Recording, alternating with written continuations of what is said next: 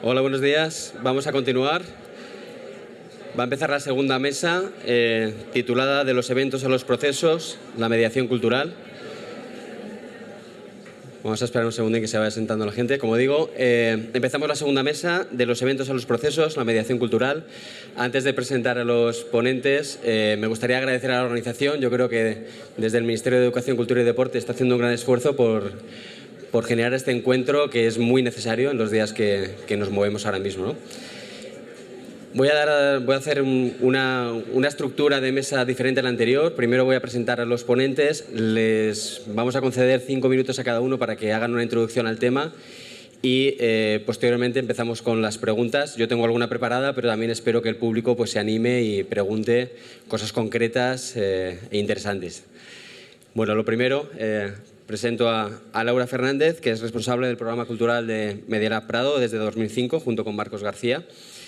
Medialab Prado es un laboratorio ciudadano de producción, investigación y difusión de proyectos culturales que explora las formas de experimentación y aprendizaje colaborativo que han surgido de las redes digitales. Esto según la definición de la página web. Es un centro que depende del área de Gobierno de Cultura y Deportes del Ayuntamiento de Madrid. Y realmente para llegar al actual Medialab Prado hubo varias fases previas y Laura, junto con Marcos, pues bueno, fueron responsables del programa educativo y de mediación de Medialab Madrid de 2004 a 2007, donde pusieron en marcha proyectos como interactivos. A su lado está Miguel Ángel Moreno Carretero, que es licenciado en Bellas Artes por la Universidad de Sevilla en la especialidad de pintura.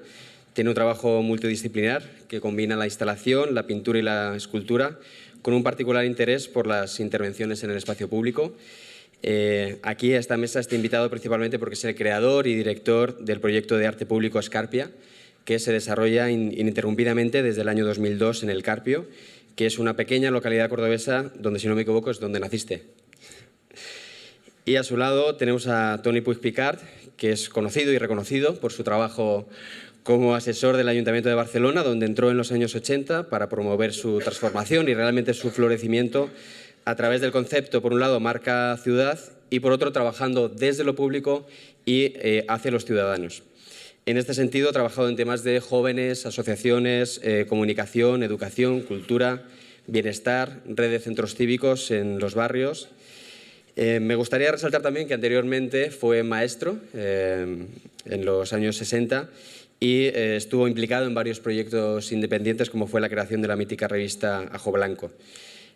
Toni es especialista en comunicación, gestión y marketing sociocultural y ha trabajado con muchas ciudades de España y Latinoamérica y la verdad es que es un viajero incansable.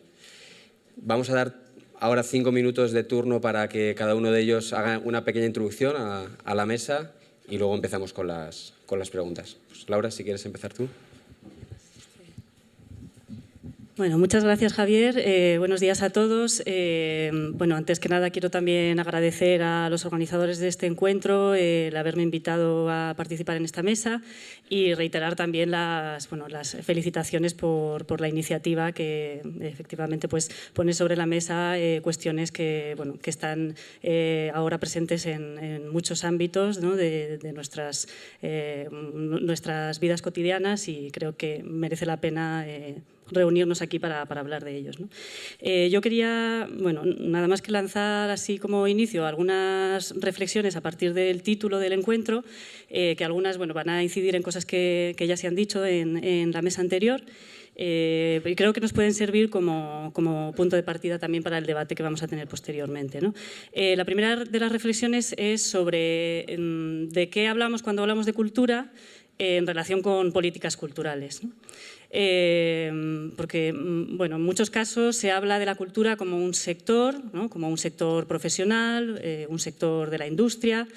Se habla también de esa noción de acercar la cultura a los ciudadanos, ¿no? Pues, lo que antes también Jairon exponía como el derecho a la cultura, el derecho al acceso a la cultura.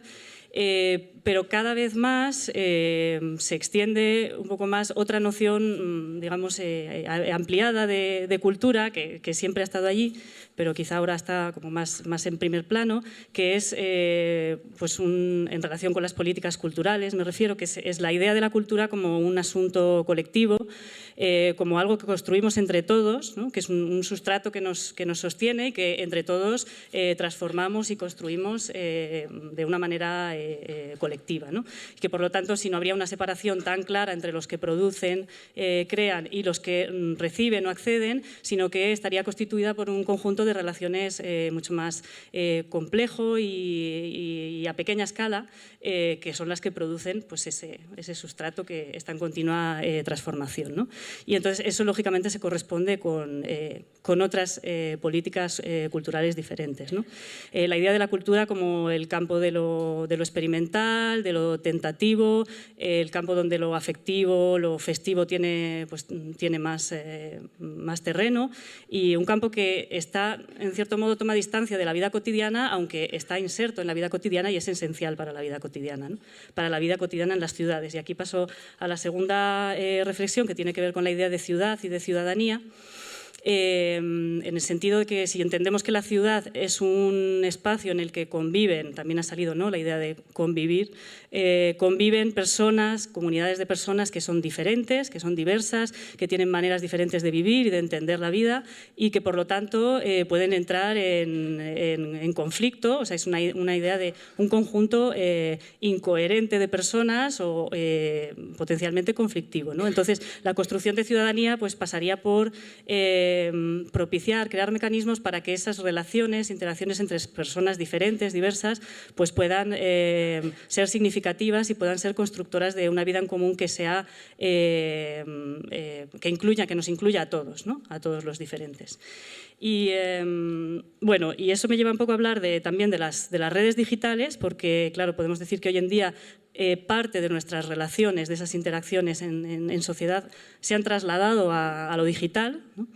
Y podríamos pensar que lo digital, que Internet, es como, en cierto modo, podría venir a suplir esas carencias de espacios públicos, ¿no?, de las que también se ha hablado, ¿no? Nuestras ciudades a veces pues, adolecen de esos espacios públicos donde los diferentes se mezclan, se cruzan, interaccionan. Históricamente pues, ha habido lugares de cruces de caminos en la ciudad donde los diferentes se encuentran, como son los mercados, las plazas, los puertos, los bares, los cafés. Esos espacios siguen existiendo, pero tenemos que preguntarnos hasta qué punto esos espacios o las instituciones que tenemos nos sirven, facilitan esos encuentros significativos y constructivos entre personas diferentes, ¿no? Y, bueno, y vuelvo a la idea entonces de las redes digitales, que parece que podrían suplir un poco esas carencias, ¿no? Que en Internet las relaciones pueden ser más fluidas, más fáciles entre personas de cualquier parte del mundo, de cualquier procedencia, de cualquier, digamos, en esa diversidad, ¿no? Pero si nos paramos a pensar un poco, eso tampoco es tan claro y evidente, ¿no? Podemos ver como el uso generalizado de las redes digitales, de las redes sociales, en cierto modo viene a acentuar pues esa tendencia natural que tenemos a juntarnos con los que son iguales que nosotros, con los que piensan igual que nosotros, y por lo tanto pues no estarían contribuyendo a esa construcción de ciudadanía, ¿no? Incluso, bueno, podemos pensar, eso puede ocurrir en redes sociales de uso mayoritario como Facebook, Twitter. Podríamos pensar en otros ejemplos que hemos considerado como paradigmáticos de lo que es la creación colectiva y horizontal, como pueden ser los casos de Wikipedia, que ha salido antes, o los casos de las comunidades de desarrollo de software libre, que en Media Lab Prado siempre hemos puesto también como un ejemplo, ¿no?, de creación colaborativa y horizontal y de público implicado, ¿no?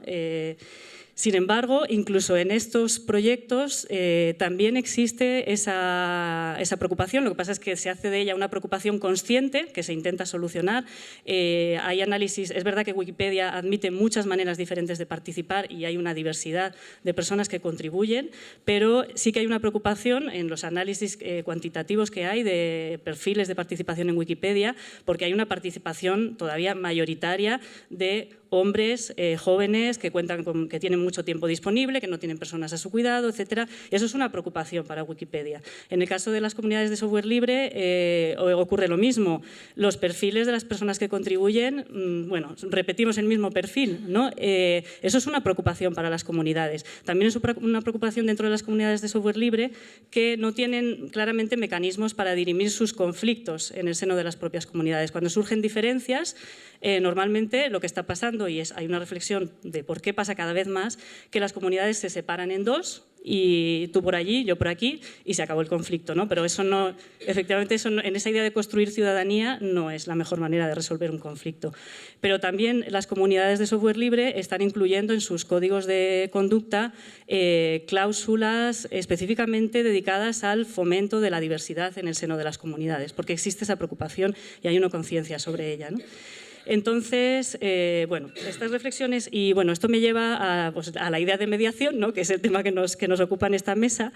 Entonces, si consideramos que la diferencia, que la diversidad es un valor y que es necesaria para la construcción de ciudadanía, que la ciudad se construye de personas diferentes, que personas iguales no construyen una ciudad, pues entonces tenemos que pensar en cómo lograrlo, ¿no? Y en ese sentido, la idea de mediación creo que es crucial, ¿no? La idea de mediación cultural, o sea, de cómo creamos contextos y cómo facilitamos, propiciamos, acompañamos procesos en los cuales se pueden entrar en contacto mundos diversos, y ese contacto de mundos diversos puede producir resultados o respuestas significativas a nuestros problemas o a nuestra vida en las ciudades. Y bueno, nada más. No sé si me he pasado un poco.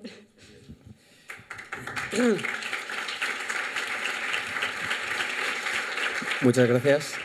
Muchas gracias, Laura. La pregunta que te haré dentro de un ratito va a ser sobre mediación y sobre todo la labor de mediación realizada desde el inicio de Media Lab hasta ahora y cómo se ha transformado, ¿no? Cómo ha ido cambiando, ¿no?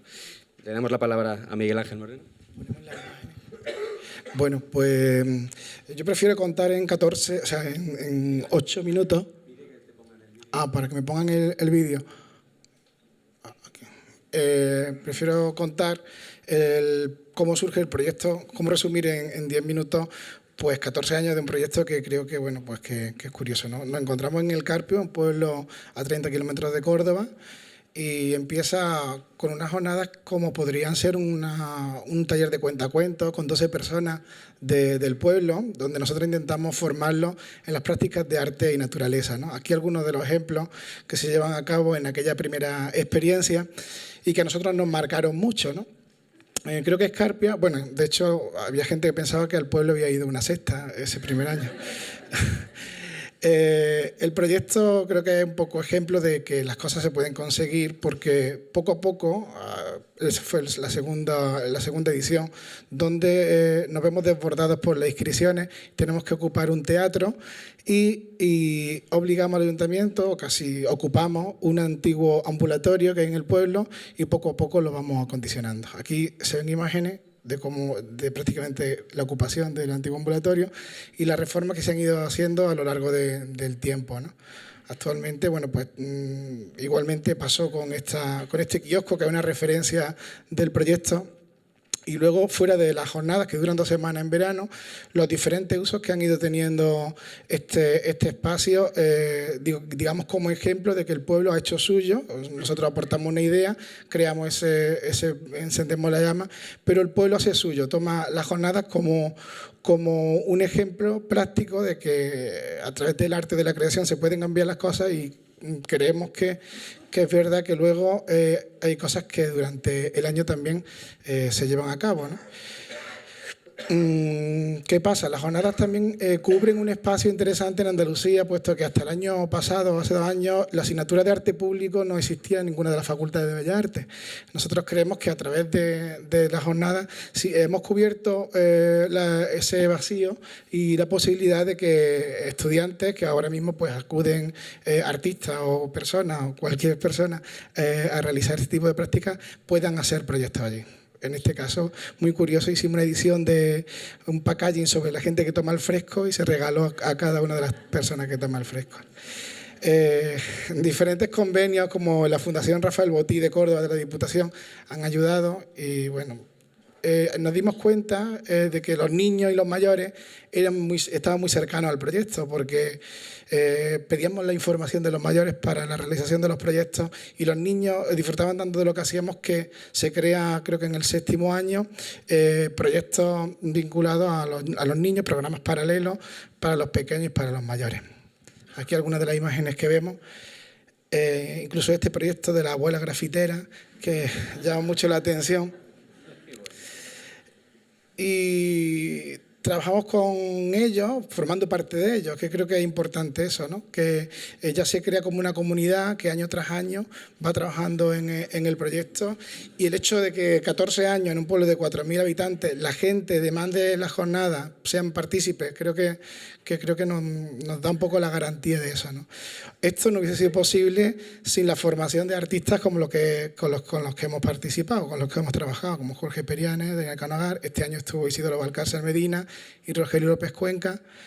Y bueno, aquí algunos nombres con los que hemos ido trabajando en estos últimos años. El proyecto pues propone esa idea de formación, algunas veces formando en la complejidad de las producciones. Aquí algunos de los ejemplos de las obras que hemos hecho, con Monique Bastián, con incluso esta, ¿no? La de instalar una exposición con colocar un elefante encima de la torre del pueblo.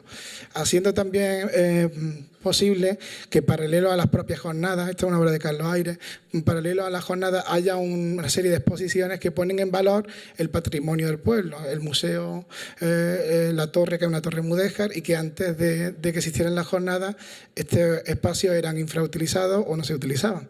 Hace posible que esa combinación de visualización a través del arte contemporáneo del espacio, ¿no? Y bueno, Pablo Verástegui está aquí, que formó parte de este proyecto.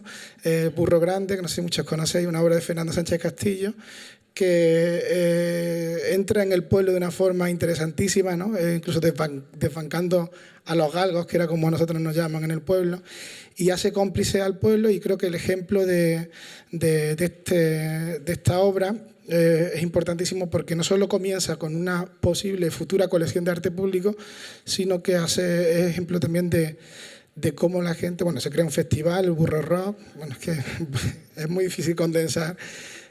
Y bueno, aquí hay ejemplos muy curiosos, como la gente que tiene el cartel de la jornada en su casa puesto, o incluso hacen este tipo de historias, ¿no? Son cosas que a nosotros pues, nos gusta mucho ver cómo realmente hacen suya la jornada, ¿no? Hoy en día Escarpia tiene una serie de piezas que forman parte de una colección de arte público, teniendo muy en cuenta, cogiendo con pinzas esa idea de colección y valorando mucho esa idea de arte público para no convertir el pueblo en una especie de parque de atracciones. De hecho, ahora mismo lo más interesante de toda esta serie de obras que de alguna manera han quedado es que la gente convive con ellas casi sin darse cuenta, ¿no? Y es muy bonito esa idea de cultura, de que poco a poco en 14 años ellos han ido formando parte de esa experiencia sin entender que es como un monigote, ¿no? Que se coloca ahí. Incluso proyectos en los que los propios vecinos han participado y que son parte de ello, ¿no? Aquí algunas de las obras que quedan. Escarpia se sale de las propias jornadas, este es el programa, ampliando sus proyectos con diferentes convenios con las universidades, como este que hicimos con la Universidad de Busan de Corea, participando en diferentes encuentros y generando unos cursos monográficos durante un fin de semana a través de convenios con diferentes facultades de Historia del Arte y de Bellas Artes de Sevilla, Granada y Jaén, ¿no? Eso posibilita que se extrapole esa idea de jornada de 2 semanas y durante el año podamos disfrutar de eso, ¿no? Aquí, bueno, pues algunos de los ejemplos de los talleres que se han ido realizando durante la primavera del año pasado con estos encuentros. Y creo que, como bien se ha dicho antes, en esa fórmula de se crea la infraestructura y se le da contenido, Escarpia creo que hay el ejemplo de todo lo contrario, de cómo a través de la necesidad hemos ido forzando o ocupando también espacios, generando diferentes infraestructuras que luego, lo más curioso de todo esto es que una vez que tú ya las aportas, están ahí, ¿no? Incluso el pueblo ya ofrece esa infraestructura a nivel comarcal, ¿no? Bueno, pues aquí algunas de las pasitos que hemos ido dando. El año pasado nos hicimos editorial y bueno, aquí en Facebook donde podéis agregarnos para un poquito de publicidad. Nunca viene mal.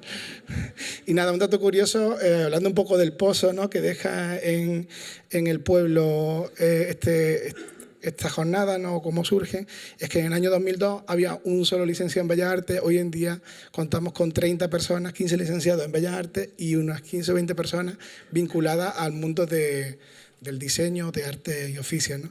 Yo creo que estos son ejemplos de toda una generación que ha ido creciendo, igualmente como pasa en sitios donde se crean muestras de teatro, que hay 20 grupos de teatro o algo así, ¿no? Y creo que, bueno, que hay un mensaje claro en este proyecto, que sé que no soy el único, pero sí es verdad que podemos decir que si se quiere se puede, que las cosas y que el arte puede cambiar, aunque sea en lo micro, puede cambiar cosas, y que creo que es bastante interesante. Nada, muchas gracias.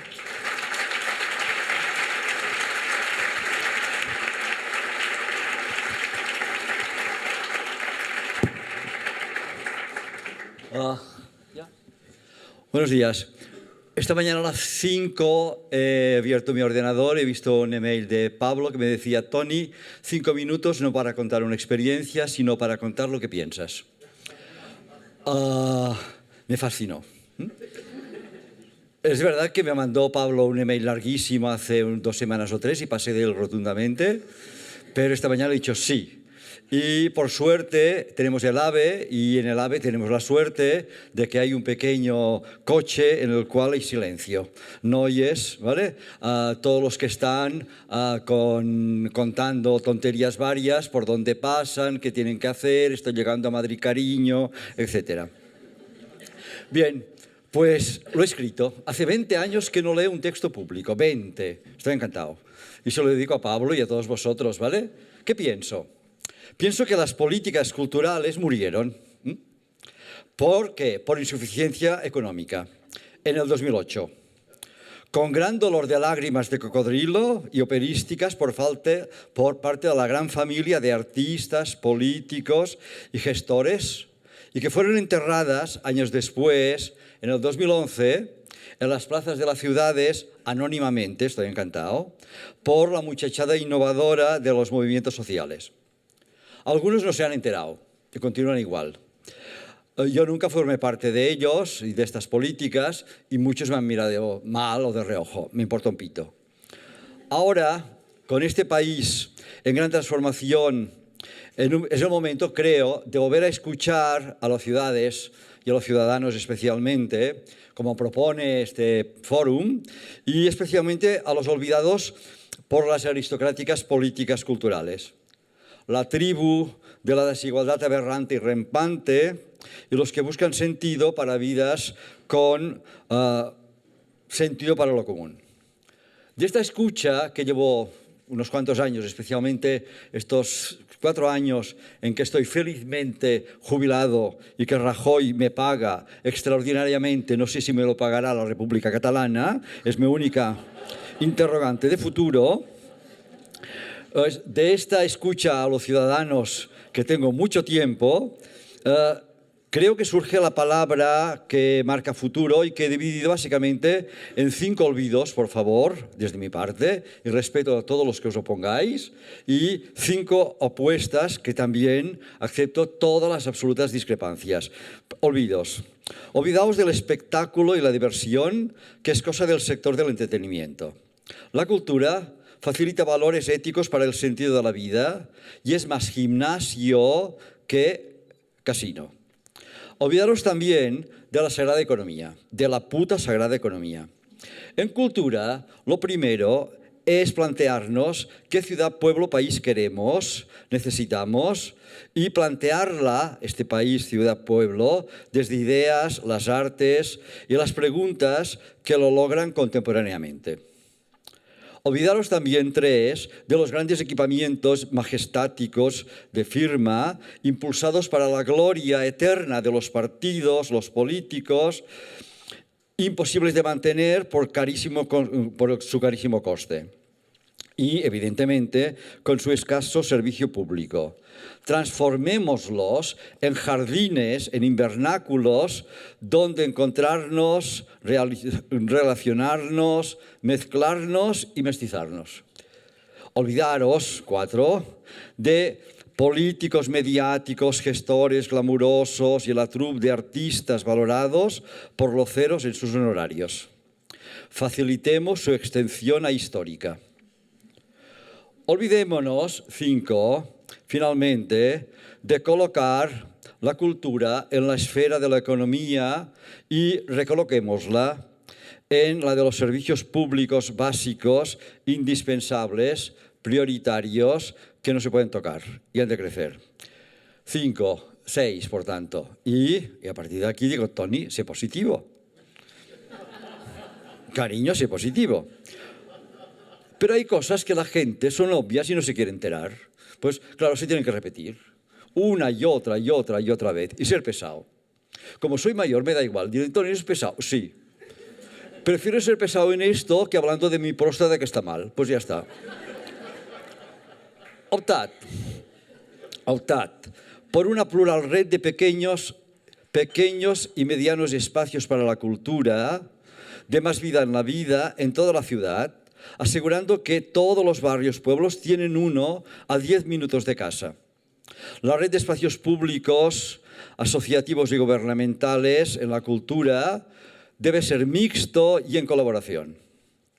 Optad frente a cada uno de ellos por pequeños equipos movilizantes que logren lo improbable.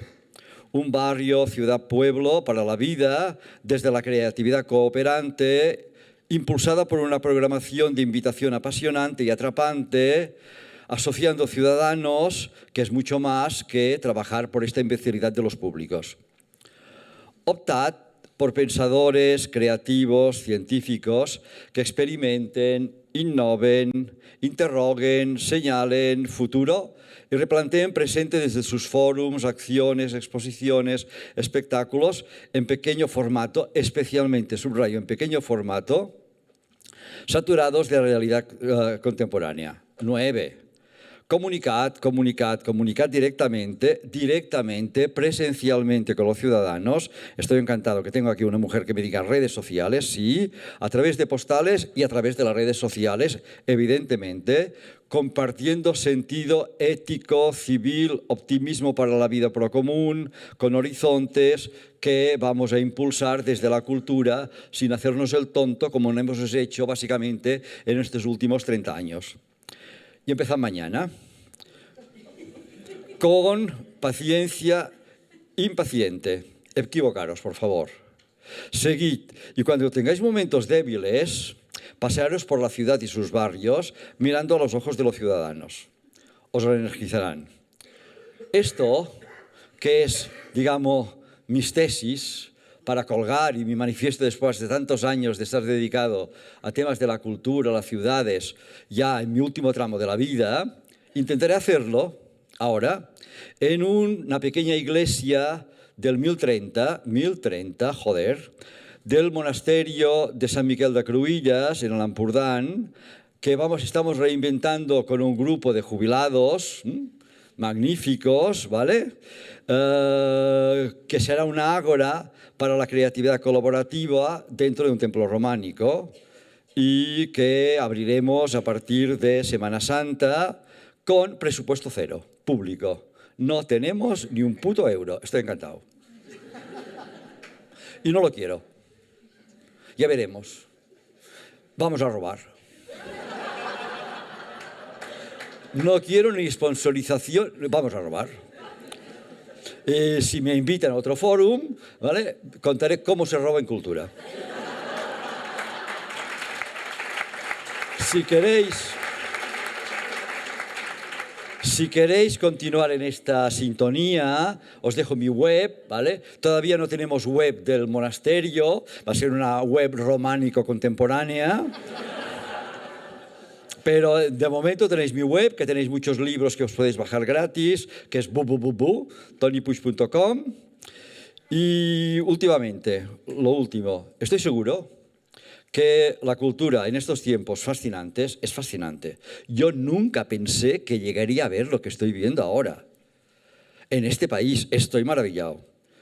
En este momento, la cultura debe servir apasionadamente para maximizar ciudadanía creativa y colaborativa.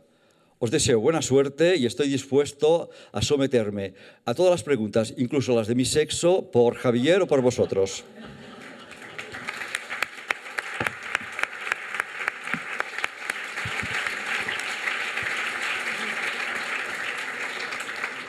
Bueno, muchas gracias por las intervenciones. Para romper el hielo voy a hacer yo las 3 primeras preguntas, luego dejaré al público que se anime también a preguntar. Son 3 perfiles muy diferentes. Voy a empezar por Laura para vincular un poco con la anterior mesa, hablando un poco de política cultural. Yo creo que Media Lab ha sabido adaptarse, transformarse, sobrevivir a las diferentes políticas culturales que el Ayuntamiento ha tenido en los últimos años, sobre todo aquellas políticas que podemos decir de imagen de gran calado. Por un lado nos encontramos grandes infraestructuras como Centro-Centro, pero también nos encontramos con grandes eventos como la Noche en Blanco, ¿no?, que ya se han mencionado aquí.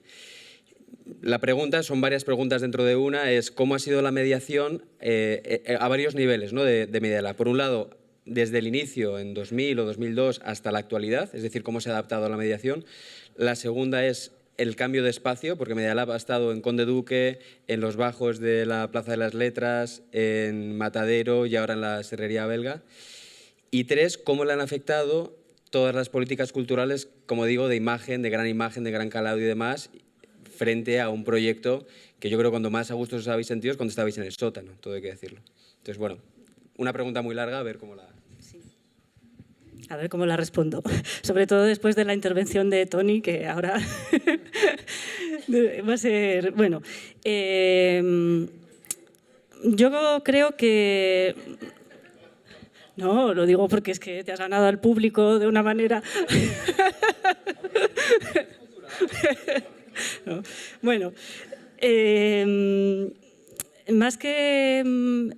yo creo que los avatares que ha sufrido el proyecto de Media Lab Prado, bueno, han sido, como dices, han sido muchos, pero en concreto el proyecto de mediación cultural o cómo se ha ido desarrollando el programa, no creo que haya sido tanto como respuesta a las sucesivas políticas culturales o los cambios en las políticas culturales generales del Ayuntamiento de Madrid, sino que más bien pues han ido trabajando respondiendo a las circunstancias, a las situaciones y pues a lo cercano, ¿no?, a lo que teníamos delante, que yo creo que es algo que siempre es posible, ¿no? O sea, que más allá de las grandes políticas culturales hay mucho trabajo que se puede hacer en, bueno, pues eso, en los encuentros casuales que decíamos antes también, ¿no?, como los encuentros casuales que suceden en los espacios con los que contamos en la ciudad para que eso sea posible, ¿no? Entonces, en nuestro caso, sí, el programa de mediación cultural se inició cuando estábamos en el Centro Cultural Conde Duque, que por aquel entonces organizaba un buen número de grandes exposiciones en los espacios que había entonces, y el programa de Media Lab Madrid era una cosa muy pequeñita dentro de eso, pero sí participó en organizar algunas de esas grandes exposiciones en relación con cultura digital, arte digital, etc. Entonces, ahí el programa de mediación cultural funcionaba pues simplemente estando ahí a pie de calle, digamos, en el espacio expositivo. Y al final, bueno, lo que te das cuenta y lo que vas un poco entendiendo es que se pueden aprovechar, que a veces esos espacios de exposición se convierten en pequeños espacios públicos de intercambio y que lo que hay expuesto es de alguna manera una excusa para tener una conversación, ¿no? Entonces, en ese sentido, pues la mediación la trabajábamos así, claro, apoyándonos en las piezas, en los proyectos que había expuestos, pero muchas veces utilizándolos como excusa para iniciar una conversación con cualquier persona que entraba, que por ejemplo en el caso de Conde Duque, por aquel entonces, en gran medida entre semana y por las mañanas los visitantes eran jubilados, ¿no? Entonces, unas posibilidades infinitas, ¿no? de poder hacer mediación cultural ahí, ¿no? Después, el paso a ese espacio más pequeño que mencionaba Javier, hemos estado en un espacio de 150 metros cuadrados durante 6-7 años, desde 2006 hasta 2013, en el que también desarrollábamos ese programa de mediación cultural, lógicamente en un sentido diferente, adaptándonos a otras circunstancias. El espacio seguía estando abierto al público, a cualquier persona que quería entrar, pero las personas que venían eran pocas, era un lugar pequeño, un poco escondido, y entonces, eso nos permitió quizá trabajar en esa idea de mediación cultural más desde la idea de talleres de producción colaborativa, o sea, con convocatorias en las que ciudadanos, personas presentaban proyectos y otras personas se sumaban a esos proyectos que se seleccionaban para contribuir a ellos desde sus diferentes perfiles, ¿no? Entonces, otra idea de mediación trabajando en cómo, de una manera pues, muy dedicada e intensiva, construir relaciones significativas entre mundos disciplinares muy diversos, entre el mundo académico, por ejemplo, y el mundo activista, y el mundo profesional y el mundo amateur, o sea, intentando construir esos vínculos, ¿no? Y de ahí, bueno, el salto, pasando el paréntesis de nuestra estancia en Matadero, el salto a nuestra ubicación actual, que es en la antigua Serrería Belga, un edificio mucho más grande, de unos 4.000 metros cuadrados, mucho más visible, además en medio de todo un entorno de centros dedicados a, de centros de cultura, ¿no? El CaixaForum, el Reina Sofía, el Museo del Prado enfrente, otras circunstancias totalmente diferentes. Entonces, en esta fase, nuestro reto con la mediación cultural pues está siendo intentar mantener esa idea de cercanía, de mediación que atiende a cualquier persona que entra y que es capaz de mantener una conversación y de buscar un punto de anclaje de esa persona que entra con alguno de los procesos o de los proyectos que están en marcha en el espacio, pero lógicamente también con un compromiso de intentar darnos a conocer a más gente, ¿no? Entonces, en ese sentido, creo que por primera vez hacemos una mediación de nosotros hacia afuera, ¿no? De ir a buscar, a ver cómo hacemos que vengan otros públicos, otros tipos de personas, otros grupos que no están presentes aquí ahora, ¿no? Y ahora mismo ese es nuestro reto, ¿no?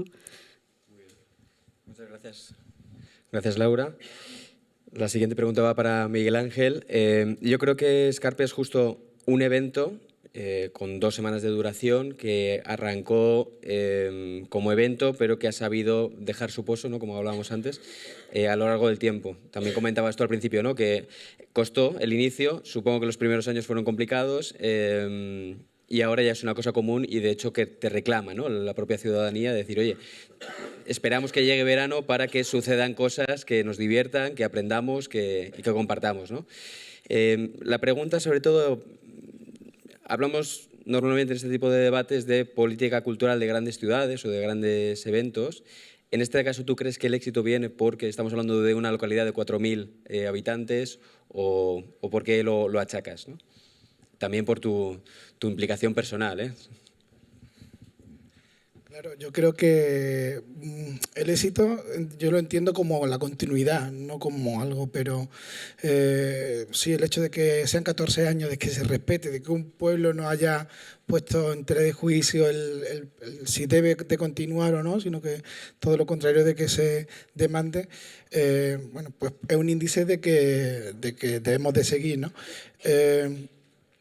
¿Cómo afecta esto a la localidad? Yo creo que tiene la particularidad de que se han creado fenómenos como un colectivo de fotógrafos con los que compartimos espacios, y luego también, por otro lado, pues ver toda una generación de chavales que conviven de una forma natural con este evento, que lo hacen suyo, que luego viajan fuera, que reconocen a esos artistas. Yo creo que es algo sintomático de ese calado que tiene en la población, y que de alguna manera, aunque sea un laboratorio de 2 semanas, luego sí que tiene un efecto que te refiere a los 365 días, ¿no? Creo que no es solo el hecho de que se mantenga creo que radica un poco en esa naturalidad con la que la gente asume el evento y luego pues en el día a día, ¿no? No sé. Sí, es curioso también cómo se valora el éxito, ¿no? Para mí el éxito es eso, ¿no? Que realmente deje un calado en la propia ciudad y haya una participación, porque también, por ejemplo, grandes eventos como la Noche de los Museos, pues sí, es un gran éxito, la gente se llena, pero los que trabajamos en cultura decimos, los museos están abiertos todos los días, no hace falta que se vaya solo esa noche hasta las 12 de la noche y hacer grandes colas para visitarlo, ¿no? Bueno, pasamos a Toni y ya damos la palabra al público. Yo tenía preparada una pregunta fácil para Toni, pero se la voy a cambiar. Porque antes de empezar la participación en la mesa has dicho, oye, los procesos, completamente en contra de los procesos que se están llevando actualmente. Explícamelo.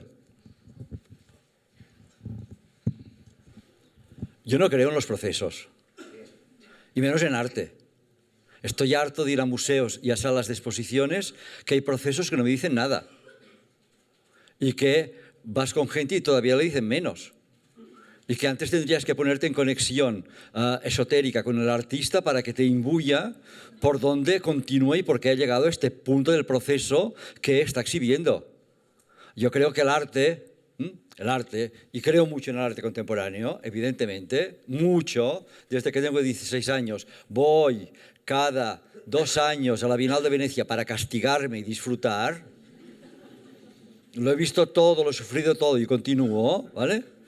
Incluso delante de un gran stand, simplemente Holanda hace 2 años, con un velo rosa y azul, con un agujero, pensé, ¡oh, Toni, este es el cielo! Pensé, ¡qué proceso, Dios mío! Bien, pienso que lo que tenemos que plantear son preguntas. Lo que tenemos que plantear en arte son preguntas, en arte, en espectáculo, en todo, es preguntas y respuestas. Un poco esbozadas, porque si no, ¿cómo tú puedes dialogar? Para que tú puedas dialogar, y para mí un espectáculo, la pintura, el vídeo, internet, lo tuyo en las redes sociales, etcétera, etcétera, es que te enfrentes a algo que te interrogue. Esta gente de aquí, yo cuando sea mayor, ya no pueda estar en el monasterio, esté con una silla de ruedas, color amarillo, vendré a vivir a tu pueblo. ¿Por qué? Porque las cosas son palpables, se ven. Para mí, ¿cuál es el proceso? ¿Cómo nos encontramos antes con los ciudadanos, con los creativos, para montar las cosas que debemos montar? Por ejemplo, y para bajar a más detalles, en el monasterio San Miquel de Cruïlles, la primera cosa que voy a hacer yo es ponerme un delantal. ¿Y reunirme con quién? Con todas las asociaciones, toda la gente, todos los creativos, toda la gente que le importe de l'Empordà. Y que quieren otra manera de hacer la cultura y de pensar las artes. Que hay espacios que lo hacen muy bien, por ejemplo, el Castillo de Paralada, que tienen el dinero que les sobra. Si no vas con un diamante, no te dejan entrar. Por lo tanto, hay mucha gente que se ha retirado, que está allí, pues trabajemos con ellos. Montemos mesas de debate, de proyectos, pero siempre con una apuesta del pequeño equipo nuestro, que por esto tenemos el elefante blanco para tirarlo adelante, y cambiemos y masticemos, y después encarguemos a gente, o trabajemos con gente, con creativos, jóvenes o no tan jóvenes que quieran experimentar, que quieren innovar y que nos hagan una propuesta y ofrezcamos el espacio. Si quieren un proceso, ¿vale? Yo les dejaré el monasterio, ¿vale? De 10 de la noche a 1 de la madrugada para que ensayen. Y hagan todo el proceso que quieran, de verdad. Y además, si quieren abrirlo al público, para que también haya un proceso de cama redonda y se encuentren en dónde vamos y que me plantea... Sí, cariño. Pero, por favor, en el momento en que montemos una exposición, que montemos una obra de teatro, que montemos, quiero algo que me atrape y que me plantee interrogantes. Que esté de acuerdo o que no esté de acuerdo, me da igual. Pero que diga, no me lo puedo creer, esta gente tiene una jeta... O esta gente me apasiona, los quiero conocer. ¿Y dónde puedo continuar con ellos? El proceso y lo digo con cariño por todos, esto no se logra. Hay dos cosas, sobre todo por los que estáis en el arte contemporáneo, que a mí me tienen frito. El archivo. Esto de archivo, hasta aquí. Oye, que se hagan archiveros, coño. Hormiguitas de archiveros, sí está muy bien, pero que me torturen más. 4.000 fotos pequeñitas con un titular que ha hecho durante 24 horas al día. ¡Ay, por favor! Y luego el proceso. Dices, bueno, ¿por qué no trabajo un poco más y lo termina?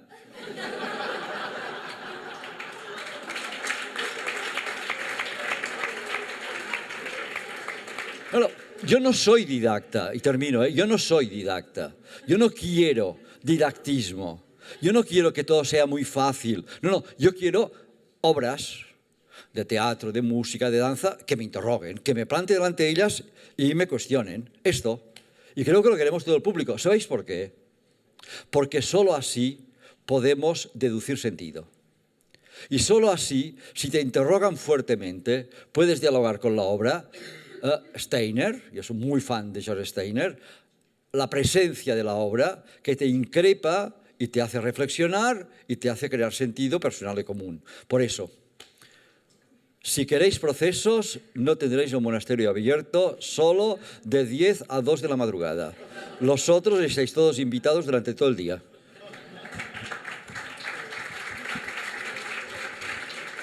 Muy bien. Muy bien. Nos quedan 15 minutos. Vamos a intentar hacer preguntas lo más breves posibles para que hablen los ponentes. ¿Ahí hay una pregunta?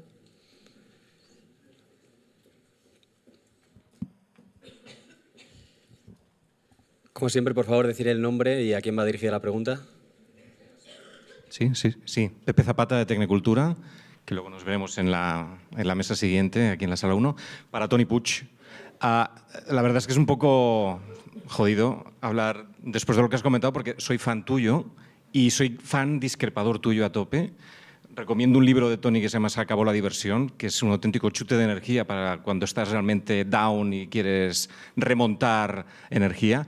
Pero soy un amante tremendo de los procesos. O sea, prefiero casi más ver cómo se hacen las cosas que no el resultado final. Pero en cualquier caso, sí que te quería preguntar, a partir de tu experiencia, sobre todo en Iberoamérica, que nos hicieras una reflexión sobre esta visión respecto justamente de los eventos o los procesos, cómo se vive allí.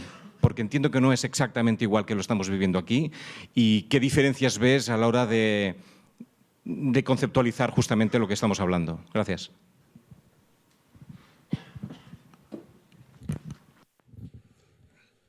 Creo que si eres contrario a mí, estoy encantado. Podemos casarnos. Da igual. Montemos un trío. A ver, yo creo que hay un tema, lo de los procesos. Si alguien me dice, yo quiero, me encanta participar en el proceso, hazte procesual, crea tú. No me voy a meter en esto. ¿Qué les pasa a Latinoamérica? Que tienen un problema que nosotros hemos resuelto más o menos bien, que no tienen espacios. Solamente tienen grandes espacios para la cultura. Y los grandes espacios para la cultura están tomados. Pero en los barrios, en los pueblos, no hay nada. Y sin nada, no puedes hacer nada. Hay gente que intenta, estos sí que siempre están en el proceso. Por ejemplo, yo voy a Buenos Aires y siempre están en el proceso, desde el año 90, de ser la capital cultural de Latinoamérica. Están en el proceso. Mientras están en el proceso, Bogotá ya lo es. Y Santiago de Chile prácticamente también lo será. Porque, mientras tanto, ellos han hecho cosas. Por tanto, yo creo que el gran tema de Latinoamérica es cómo soluciona un problema básico que aquí, con todas las críticas que queráis, incluso yo he hecho una crítica atroz, ¿no? Convirtamos los grandes centros culturales en invernáculos para tomar el café, porque nos cuesta demasiado. Pero es que allí no, los grandes existen bastante, pero los pequeños y medianos no hay. Y si no hay una mínima infraestructura, esto de la cultura al final necesita centros energéticos. Necesita que en los barrios haya pequeñas bibliotecas importantes, centros cívicos, salas de exposiciones, temas de música, públicos asociativos. ¿Por qué? Porque la cultura tienes que enramparte, tienes que ir allí y energizarte. Y si no hay el espacio, esto es imposible. La gran diferencia creo que en Latinoamérica es esta. Yo voy desde los años 90. Me tienen harto. Me tienen harto porque siempre están en proceso.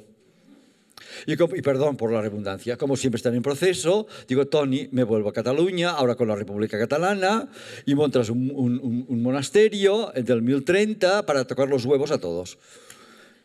Y empezamos a trabajar de nuevo y a reinventar las cosas con toda la gente que está pensando de otra manera. ¿Alguna pregunta más? ¿Quién se anima? Buenos días. Se me oye igual, sí. Mi nombre es Pilar Rey y me toca jubilarme dentro de 2 años. Vale. No me van a pagar tan bien como a Toni Puig, pero espero por lo menos cobrar. Me encanta el proyecto, mejor, el espacio del monasterio. Me encanta que estés en contra de lo del proceso. Me siento identificadísima con ello. Y pregunto, ¿podríamos hacer una red de proyectos de ese tipo, jubilados y jubiladas de toda España? ¿Podemos inspirarnos? ¿Podemos contar contigo? ¿Podemos ir a verte en tu espacio? Sí. Sí, pero que seamos Gracias. solo los jubilados y las jubiladas el 50%. Si no somos muy pesados. Perfecto. Y entonces el 50% diferente, que sean ellas. Los que están en Internet, el señor de los procesos. ¿Por qué? Porque nos vengan a molestar. ¿Por qué? Porque el futuro se trabaja y trabajaremos desde las diferencias consensuadas para buscar soluciones a problemas complejos que tenemos. Y la gente mayor y la gente joven en la que le discrepamos nos tenemos que poner de acuerdo para ver cuáles son los temas, cuáles son las preguntas, cuáles son, por tanto, las obras de teatro, las exposiciones, los temas de danza, etcétera, etcétera, que vamos a hacer en nuestros pueblos y ciudades para lograr aquello que queremos, como queremos vivir, que es la gran pregunta que responde a la cultura. Muy bien. Y ya que has mencionado lo del 50%, otro detalle que para toda la sala y para todos los intervinientes, yo siempre pido y deseo que en la exposición, en el lenguaje que utilicemos, por favor, ya sé que el idioma castellano permite usar el masculino siempre, y aunque haya un solo hombre y 30.000 mujeres, pero yo sugiero, por favor, que hagamos visible al más del 50% de la población en el uso del lenguaje. En lugar de decir todos, podemos decir todos, todas. En lugar de decir los hombres como humanidad, podemos decir las personas, etcétera, etcétera. Y sobre todo, las mujeres. Muchas gracias.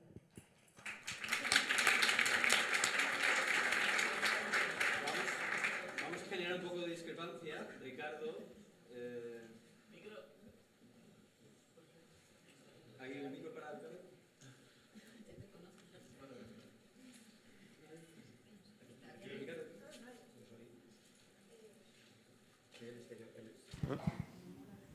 Sí, vale. Vale, soy el estereotipo de la discrepancia, ¿no? Vale. Bueno, pero no voy a entrar a discrepar. O sea, yo solamente diría que sepáis que los procesos tienen hitos y los hitos son concretos. ¿Vale? Pero luego lo que me gustaría que desarrolles con Toni es el tema de robar, porque sí que me parece como una de las pocas opciones que nos quedan. Entiendo que pues estás instalado en un monasterio, que es un sitio donde, pues bueno, una institución que lleva robando muchos años, ¿no? Y entonces igual ahí... Pero yo que he pensado muchas veces en robar, porque tampoco, o sea, el sistema público veo que cada vez da menos y el sistema privado de sponsorización y tal, a veces... digamos, lo que te pide a cambio, o es difícil robarles porque ellos saben robar mejor que tú. Entonces, ¿cuál es la manera? Porque, claro, no es tan fácil, el dinero ya no está, es un dinero intangible. Entonces, ¿de qué manera te propones robar? Porque sí que creo que eso sí que, vamos, yo si estás dispuesto a contarlo, organizaré la movida esta para que nos encontremos de cómo vamos a robar, ¿no? Porque sin proceso, ¿no? Es verdad. Robar sin proceso. No, dos cosas breves. Primero, no me hagáis más preguntas a mí, de verdad, ¿vale? A ver, robar no es un proceso, es un acto. Sí, esto sí. y estoy de acuerdo. Pero el acto, el momento de robar es o me lo das o no me lo das, y me lo das. Y me lo llevo.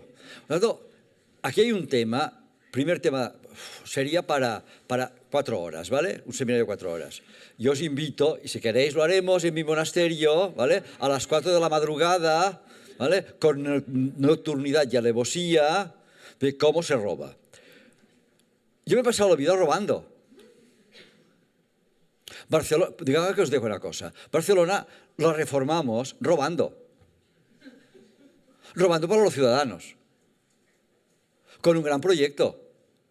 Robando de lo público, robando de instituciones internacionales y trabajando bien. Pero tienes que tener un buen proyecto. Y después tienes que seducir. Y después te tienes que poner pesado. ¿Tú crees que no es suficiente robo que nosotros que ya somos mayores, ¿vale? Con las manos en el bolsillo, te vayas a ver a un consejo comarcal para que te den un elefante blanco, evidentemente, sin un duro, pero que es un monasterio del 1030 y que te lo entreguen? Joder, qué botín.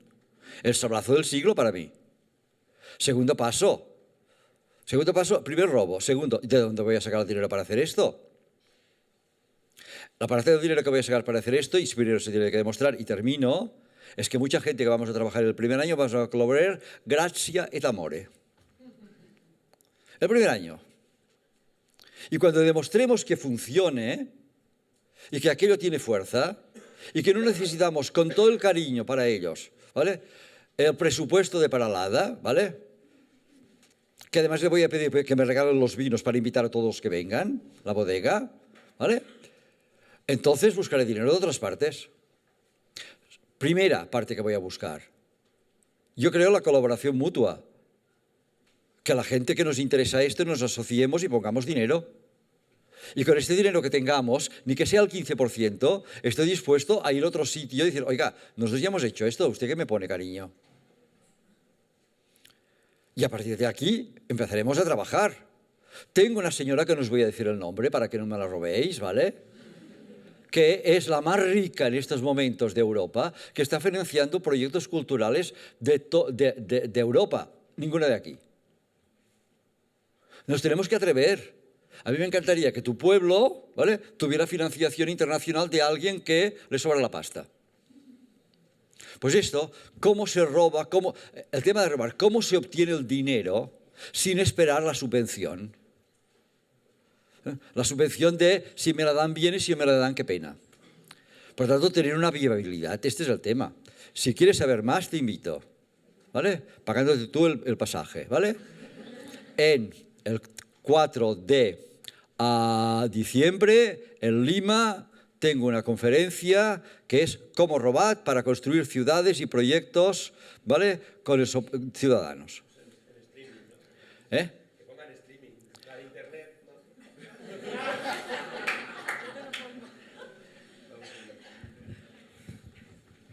Bueno, tenemos que cerrar ya el debate para no pisarnos con las otras mesas. Ahora hay un descanso, pero bueno, me parece significativo que justo la mesa que debía ser de los eventos o los procesos, la mediación cultural, acabemos hablando de dinero y más aún que es de robar. Entonces, bueno, creo que es el momento de acabar. Una pausa para el café, seguimos hablando allí y continuamos después. Gracias.